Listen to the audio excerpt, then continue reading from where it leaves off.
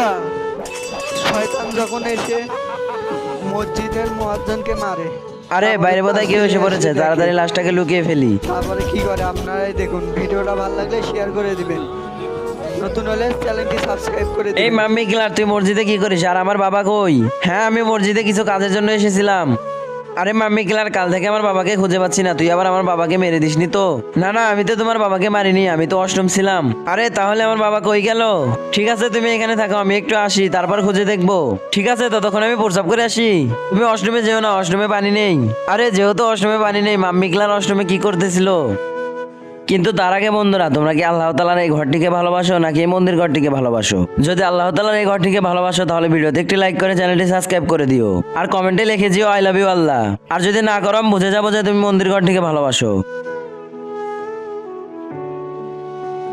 এই মাম্মি গেলার, তোমার বাবাকে কেন মেরেছিস?